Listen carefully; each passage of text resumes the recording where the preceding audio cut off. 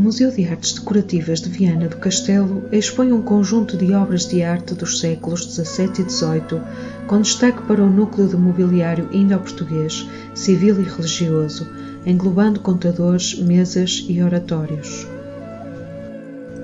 A expressão arte indo-portuguesa agrega várias áreas artísticas, como o mobiliário, a escultura, a porcelana, os têxteis e a ouriçaria, e foi utilizada pela primeira vez em 1881 pelo britânico John Charles Robinson no texto introdutório The Catalogue of the Special Loan Exhibition of Spanish and Portuguese Ornamental Art. O termo refere-se à produção artística proveniente das oficinas da Costa do Malabar, com mais incidência em Goa e Cochin, no quadro do relacionamento estabelecido entre Portugal e a Índia a partir do século XVI, prolongando-se nos séculos XVII e XVIII. A produção de mobiliário doméstico em Portugal, que era escasso, intensificou-se desde o final da Idade Média até à segunda metade do século XIX.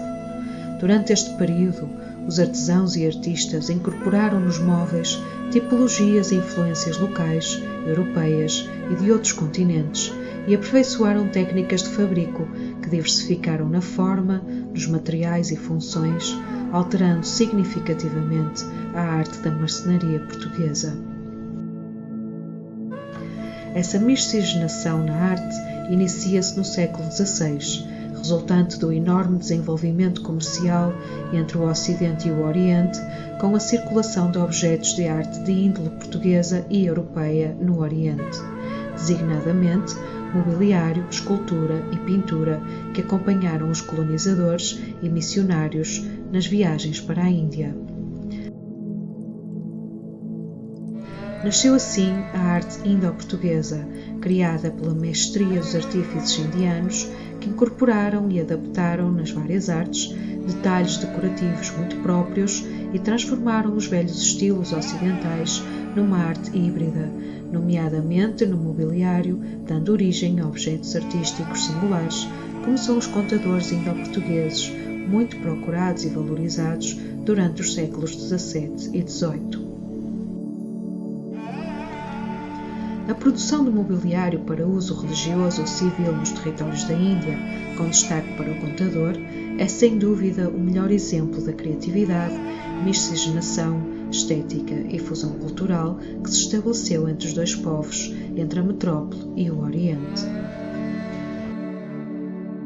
Neste contexto, o móvel contador de tradição europeia de dois corpos sobrepostos manteve-se, mas foram introduzidas ao gosto da arte indiana elaboradas técnicas decorativas, como a exuberância dos embutidos em madeiras e materiais exóticos, repletos de motivos geométricos e figurativos, e estes ligados à cultura e crenças hindus. O que é um contador? Um contador é uma peça de mobiliário paralelepipédico em madeira do final do século XVI. Apresenta a frente provida de muitas gavetas e de que resultam espaços simétricos. Assenta numa base de apoio designada de trempe ou com o formato de mesa de 4 pés. O termo está ligado à prática de guardar documentos valiosos, dinheiro, ouro e joias, ou ainda associado ao antigo cargo e ofício do contador. Os antecedentes dos contadores podem ter origem no século XV, em Itália, e eram pequenas caixas com tampa, com o espaço do interior ocupado por gavetas muito pequenas que serviram para guardar objetos de valor ou pequenas coleções, mas que pela necessidade de maiores compartimentos viriam a sofrer adaptações. Por motivos funcionais, nos séculos XVI e XVII, acabam por ter uma base própria, com corpo inferior aberto ou fechado, com portas, gavetas e gavetões. Os contadores do século XVII incorporaram o exotismo dos motivos decorativos orientais, mesmo aqueles feitos em Portugal, pela mão de artífices que, vindos da Índia, se estabeleceram na capital do reino. No aspecto decorativo, os contadores e mesas indo-portugueses do Museu de Artes Decorativas caracterizam-se por uma intensa aplicação de incrustações de ébano, sissó e marfim sobre a madeira de teca, que preenchem a parte frontal, gavetas e as partes laterais, incluindo o topo, dando o contraste de claro escuro muito apreciado na arte oriental. A decoração é formada por composições geométricas repetidas e simétricas, de influência islâmica, esquemas geométricos com círculos secantes e tangentes, estrelas e losangos, entre outros motivos vegetalistas e animalistas, por vezes separados por barras, frisos e medalhões. Completam a decoração o finíssimo rendilhado das ferragens, dos espelhos, das fechaduras, das pegas laterais feitas em latão, bronze ou cobre dourado. Após esta pequena introdução, passamos a descrever os exemplares mais emblemáticos da coleção, designadamente contadores, mesas e oratórios seiscentistas. Iniciamos este registro com o contador das nagas. Este exemplar, em teca, ébano e marfim, aparenta ter 12 gavetas à vista, que na realidade são apenas 10, apoiadas numa mesa, com 2 gavetas e um gavetão. É suportada em 4 pernas esculpidas com figuras antropomórficas, as nagas, divindades masculinas que pertencem à mitologia hindu, com cabeça e tronco de homem e cauda de serpente marinha, guardiãs dos mares e dos tesouros aquáticos. Segue-se o contador com trempe, em teca, com o corpo superior preenchido por 12 gavetas, simulando 16, assente numa base, a trempe, com 2 gavetas. A decoração é feita com embutidos de ébano e pinos de marfim, formando enrolamentos vegetalistas estilizados, dispostos em simetria que, excetuando as costas, preenchem todo o móvel. No topo está representada a figura de um leão. A frente das gavetas são decoradas com águias e os pés do contador são recortados e decorados com os jataios, figuras de águias presentes na mitologia hindu. Complementa a decoração a pregaria de taxas e ferragens de cobre e latão, recortado e vazado. Destacamos ainda o contador que designamos de indo-europeu, com influências orientais, mas de fabrico italiano ou espanhol do século XVII, que tem o corpo superior estruturado em 10 gavetas, simulando 24. Decoradas a marfim esgrafitado, recortado e embutido em placas de tartaruga, formando quadros historiados, com cenas pastoris, de caça, música e dança, e motivos marítimos. A parte central do móvel apresenta porta de frontão clássico, de feição arquitetónica maneirista, com uma pintura a óleo da mitologia greco-romana, representando o deus Pan e a ninfa Síninx, ladeado por colunas de capital coríntio. A porta abre para um conjunto de 4 gavetas com a frente decorada a aves e insetos em marfim e tartaruga. O topo do contador é constituído por platibanda em metal dourado e termina em 6 pés com garras de leão. Assenta sobre trempe de 4 pernas torneadas em madeira de pau santo, decorada com frisos a marfim e tartaruga.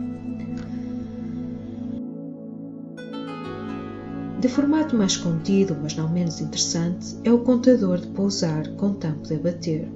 De formato paralelepipédico, em teca, embutido de marfim e ébano, decoração geométrica e vegetalista, tem a frente com 6 gavetas, simulando 9, todas iguais, simétricas na decoração, emolduradas com frisos de marfim embutido, alternando com madeira de ébano. Complementam a decoração os puxadores dourados das gavetas em forma de roseta e as pegas torcidas em metal amarelo nas ilhargas, pormenor que facilita o transporte destas peças.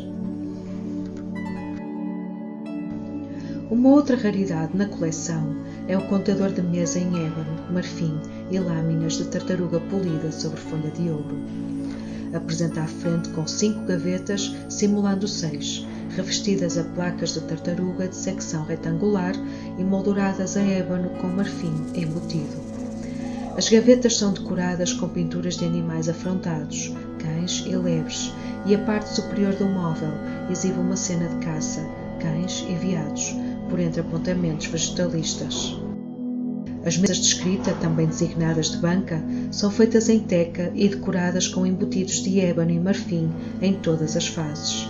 Formam uma composição decorativa de círculos concêntricos e secantes, com estrelas octogonais pontuadas por cavilhas de marfim. O corpo superior da mesa tem o tampo retangular saliente acoplado a 2 gavetas e assenta em 4 pernas de pés bulbosos e são ritmadas pelos torcidos e pelo duplo trajamento. Completam a ornamentação os escudetes e as cantoneiras, em cobre fino, rendilhado e dourado, assim como os pinos de latão que demarcam o aro das gavetas. Um outro exemplar de mesa tem no corpo superior 2 gavetas simulando 4, tampo saliente com profusa decoração de enrolamentos vegetalistas embutidos, assente sobre caixa de duplo travejamento, que remata em pés recortados, decorados com águias estilizadas, a jataios. Igualmente relevantes são os oratórios privados indo-portugueses, usados em interiores domésticos como altares de oração. Destacamos a maquineta oratório em madeira de teca, laca e madrepérola, com as armas dominicanas no interior das portas e o nicho central decorado por 4 colunas de capital coríntio, com motivos vegetalistas e ao fundo a árvore da vida, símbolo da fecundidade e longevidade. A parte superior é rematada por um frontão polilobado e recortado, com o sol e a lua, elementos indispensáveis da temática religiosa indo-portuguesa. Terminamos a apresentação com o oratório templete em madeira de teca entalhada, com as portas articuladas e decoradas com motivos vegetalistas. O interior do oratório é sustentado por 4 colunas salomónicas de capital coríntio, assenta em base com gaveta entalhada. Salienta-se também o Cristo em marfim e a cruz em madeira, revestida de metal dourado, rendilhado e vazado, representando arabescos e enrolamentos estilizados, com peanha composta por 6 nichos de feição renascentista, ladeados por colunas salomónicas.